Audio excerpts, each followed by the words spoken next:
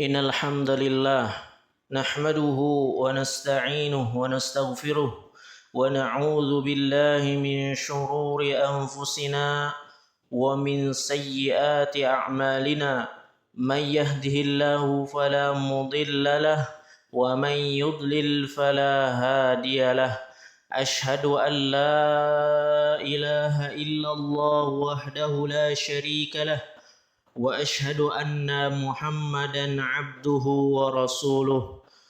قال الله عز وجل: يا أيها الذين آمنوا اتقوا الله حق تقاته ولا تموتن إلا وأنتم مسلمون.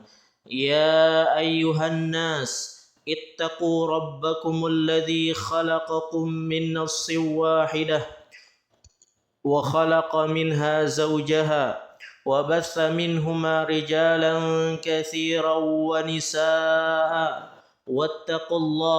واتقوا الله الذي تساءلون به والأرحام إن الله كان عليكم رقيبا. يا أيها الذين آمنوا اتقوا الله وقولوا قولا سديدا يصلح لكم أعمالكم ويغفر لكم ذنوبكم ومن يطع الله ورسوله فقد فاز فوزا عظيما.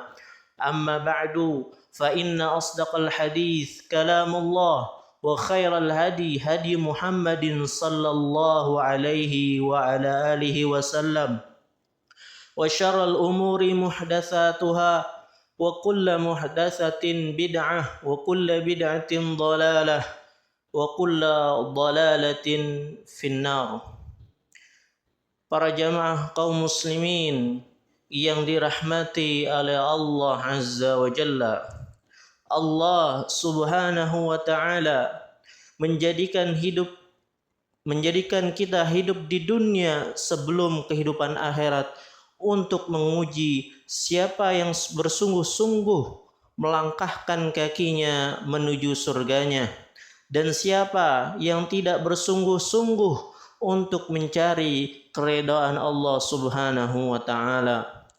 Allah Azza wa Jalla menjadikan dunia penuh dengan ujian, karena dengan ujian itu Allah ingin pilih siapa orang-orang yang berhak masuk ke dalam surganya dan siapa yang Ia akan masukkan ke dalam api neraka. Allah Subhanahu wa taala berfirman di dalam Al-Qur'an, Alif Lam Mim, ahasiban nasu ayyutraku ayyaqulu amanna wa hum la yuftanun. Alif Lam Mim, apakah manusia mengira akan dibiarkan berkata kami beriman sementara ia tidak diuji. Walaqad fatanna alladhina min qablihim falaya'lamanna Allahu alladhina sadaqu walaya'lamanna al-kadhibin. Sungguh Allah telah menguji orang-orang sebelum mereka, maka dengan ujian itu Allah mengetahui siapa yang jujur imannya dan siapa yang dusta keimanannya. Maka Allah pun berikan terus ujian demi ujian untuk kehidupan manusia, terutama untuk orang-orang yang beriman. Karena dengan ujian itulah akan tersaring mana emas dan mana yang bukan emas. Dengan ujian itulah akan tersaring siapa yang benar-benar sabar menghadapi ujian dan siapa yang tidak sabar di dalam menghadapi ujian tersebut. Allah Subhanahu wa taala berfirman di dalam Al-Qur'an, وَلَنَبْلُوَنَّكُمْ بِشَيْءٍ مِّنَ الْخَوْفِ وَالْجُوعِ وَنَقْصٍ مِّنَ الْأَمْوَالِ وَالْأَنفُسِ وَالثَّمَرَاتِ. Sungguh kami akan uji kalian dengan sedikit rasa takut, rasa lapar, kekurangan harta, jiwa, dan buah-buahan. Para jamaah kaum muslimin yang dirahmati oleh Allah Azza wa Jalla. Dan khitab ini ditunjukkan kepada kita semua kaum mukminin bahwa orang-orang yang beriman pasti diuji oleh Allah Subhanahu wa taala. Kemudian Allah Subhanahu wa taala berfirman, "Wa basyiris sabirin," dan berikan kabar gembira bagi orang-orang yang sabar. Alladzina idza asabathum musibah, yaitu orang-orang yang apabila ditimpa musibah mereka berkata, "Inna lillahi wa inna ilaihi raji'un." Kami milik Allah dan kami akan kembali kepada Allah Subhanahu wa taala. Maka para jamaah kaum muslimin yang dirahmati oleh Allah Azza wa Jalla, setiap kita harus sadar bahwa kita hidup di dunia tidak akan selamanya. Pastilah setiap orang yang menyatakan saya beriman, Allah akan berikan ujian. Ujian itu dengan perintah-perintahnya, ujian itu dengan larangan-larangannya, ujian itu dengan kesusahan yang menimpanya, atau bahkan terkadang dengan kesenangan. Karena kesenangan pun hakikatnya adalah ujian. Allah Subhanahu wa taala berfirman, "Wa nabluukum bisyarri wal khairi fitnah." Wa nabluukum bisyarri wal khairi fitnah, dan kami akan uji kalian dengan kesulitan dan kesenangan sebagai fitnah untuk kalian. Para jamaah kaum muslimin yang dirahmati oleh Allah Azza wa Jalla, seorang hamba yang sadar dan menggunakan akal pikirannya, maka ketika ia menggunakan akal pikirannya tentang hakikat tujuan hidupnya, maka ia akan berusaha menguatkan dirinya untuk sabar menghadapi perintah-perintah Allah dan menjauhi larangan-larangan Allah Subhanahu wa taala. Ketika seorang hamba sadar bahwasanya dunia ini hanyalah ujian belaka, ia hidup di dunia tak akan lama, maka ia berusaha sekuat tenaganya untuk ia bisa meninggalkan kemaksiatan kepada Allah Subhanahu wa taala. Berbeda dengan orang yang tidak menggunakan akal pikirannya untuk memahami hakikat tentang kehidupan dunia. Dia hanya terbuahi dengan kesenangannya, dia terbuahi dengan syahwatnya, sehingga akhirnya ia mengikuti syahwatnya, ia mengikuti maksiat kepada Allah Subhanahu wa taala. Dia tidak peduli apakah Allah akan ridha kepadanya atau tidak. Ia lemah di hadapan maksiat, ia tidak punya kekuatan untuk melawan hawa nafsunya. Maka orang seperti ini kita katakan celaka untuknya. Para jamaah kaum muslimin yang dirahmati oleh Allah Azza wa Jalla, Rasulullah sallallahu alaihi wasallam bersabda di dalam riwayat Muslim dalam sahihnya, "Ahlun nari khamsah," penduduk api neraka itu 5. Yang pertama, ad-dha'iful ladzi la zabra lahu, orang yang lemah, yang tidak mempunyai akal yang bisa menahan ia dari maksiatnya.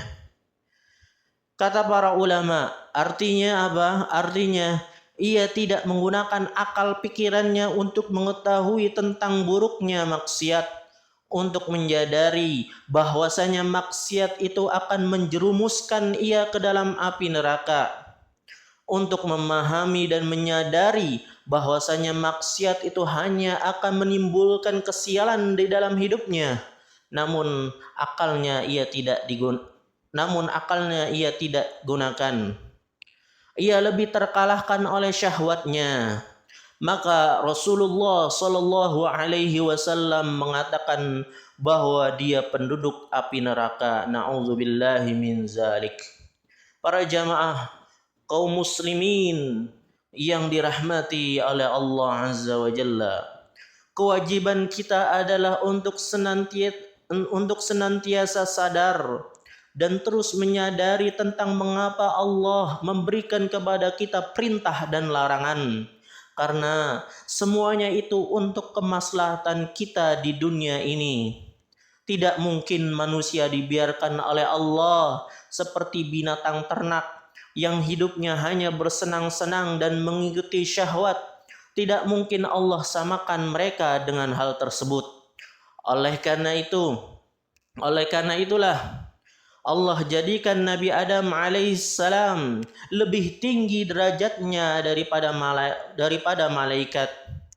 Karena Allah istimewakan dengan ilmu tentang Allah, ilmu yang bisa membimbing kepada kebahagiaan ia di dunia dan akhiratnya. Para jamaah kaum muslimin yang dirahmati oleh Allah Azza wa Jalla, maka berbahagialah Anda ketika Anda berhasil berusaha untuk mengikuti wahyu dan berusaha untuk mengalahkan syahwat dan hawa nafsu. Kemudian kita berusaha untuk tunduk kepada Allah. Anda yakin, saya yakinnya bahwasanya apabila kita mengikuti Allah Subhanahu wa taala, Allah pasti tidak akan sia-siakan kita. Para jamaah kaum muslimin yang dirahmati oleh Allah Azza wa Jalla, mengikuti Allah dan Rasulnya terasa berat karena banyak sekali tantangan-tantangan yang harus kita hadapi. Tantangan itu terkadang dari diri kita sendiri berupa syahwat dan hawa nafsu. Tantangan itu terkadang dari keluarga kita dan lingkungan kita. Tapi ketika kita yakin bahwasanya akhirat itu benar-benar ada dan bahwasanya surga dan neraka itu benar-benar ada, disitulah kekuatan itu akan ada di hati kita. Kita tidak peduli lagi dengan cercaan manusia, celaan manusia. Yang penting Allah ridha kepadanya. Para jamaah kaum muslimin yang dirahmati oleh Allah Azza wa Jalla, merupakan moto dan cita-cita seorang mukmin yang ia tahu dan yakin bahwa ia akan kembali kepada Allah Azza wa Jalla. Aqulu qawli hadza wa astaghfirullah li wa lakum wa lisairil muslimina wal muslimat fastaghfiruh innahu huwal ghafurur rahim.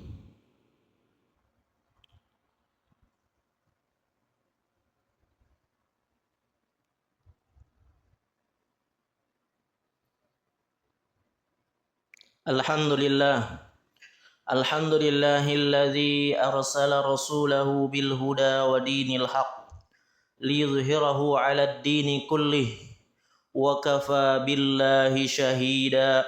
Ashhadu an la ilaha illallah wahdahu la syarika lah wa ashhadu anna Muhammadan 'abduhu wa rasuluh. Allahumma salli wa sallim wa barik ala nabiyyina Muhammadin wa ala alihi wa sahbihi ajma'in. Para jamaah kaum muslimin yang dirahmati oleh Allah Azza wa Jalla, Allah Subhanahu wa taala memerintahkan kita untuk menggunakan akal pikiran tiada lain adalah untuk kebaikan diri kita sendiri. Allah Azza wa Jalla seringkali mengatakan, afala tadzakkarun, tidakkah kalian ingat? Dan juga Allah juga sering mengatakan, afala ta'qilun, tidakkah kalian berakal? Dan juga Allah Azza wa Jalla sering katakan, afala tatafakkarun, dan tidaklah kalian berfikir. Hal ini karena dengan kita menggunakan akal pikiran kita, maka disitulah kita akan sadar siapa diri kita sebenarnya. Kita hanyalah hamba yang hidup di dunia. Di dunia ini adalah tempat yang fana, yang kelak kita semua pasti akan kembali kepada Allah Subhanahu wa taala. Maka para jamaah sekalian yang dirahmati oleh Allah Azza wa Jalla, ketika akal lebih dominan daripada syahwat dan hawa nafsu kita, maka akal itulah yang akan membimbing kita kepada kebaikan. Tapi ketika syahwat dan hawa nafsu lebih dominan daripada akal pikiran kita, maka di saat itu kita akan masuk ke dalam berbagai macam dosa dan maksiat.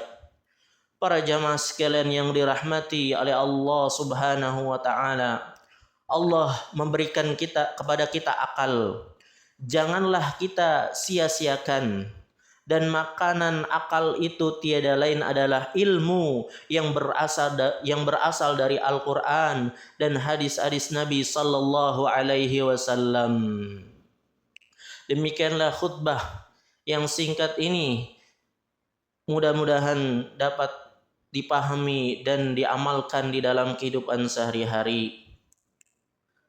Kita berdoa kepada Allah Subhanahu wa taala, semoga Allah Subhanahu wa taala memberikan kepada kita taufiknya untuk mengamalkan ilmu yang kita telah dapat.